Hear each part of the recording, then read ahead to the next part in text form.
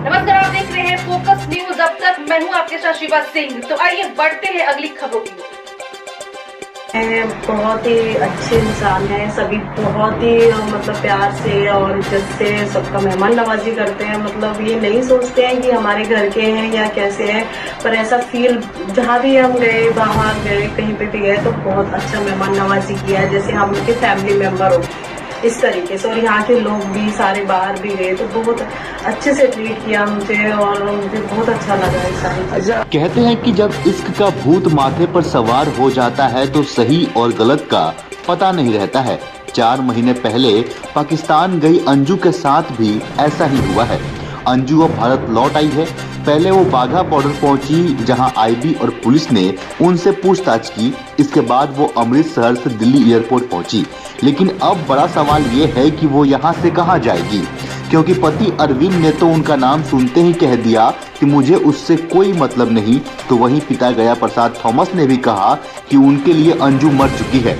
ऐसे में अंजू के पास फिलहाल तो रहने के लिए कोई ठिकाना नहीं है।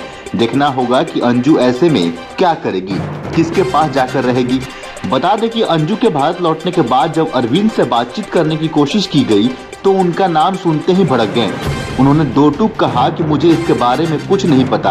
अरविंद ने कहा कि मुझे क्या मालूम वो भारत आई है या नहीं आई। अरविंद राजस्थान के अलवर के भिवाड़ी में रहते हैं। अंजू भी पहले उनके साथ ही रहती थी, लेकिन जब से वो उन्हें झूठ बोलकर पाकिस्तान गई और प्रेमी नसरुल्ला से निकाह करके फातिमा बन गई, तो अरविंद ने कहा कि उन्हें अब अंजू से कोई मतलब नहीं है।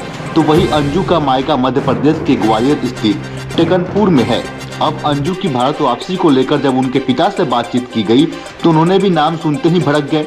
अंजू के पिता का साफ कहना है कि जिस दिन हमारी बेटी अंजू पति और बच्चों को छोड़कर पाकिस्तान गई, वो उसी दिन मेरे लिए मर चुकी है। अब उससे हमारा कोई लेना देना नहीं है। अंजू के पिता थॉमस ने कहा कि ना तो हमें उसके भारत आने की कोई जानकारी है और ना ही मैं उसके बारे में जानकारी लेना चाहता हूँ।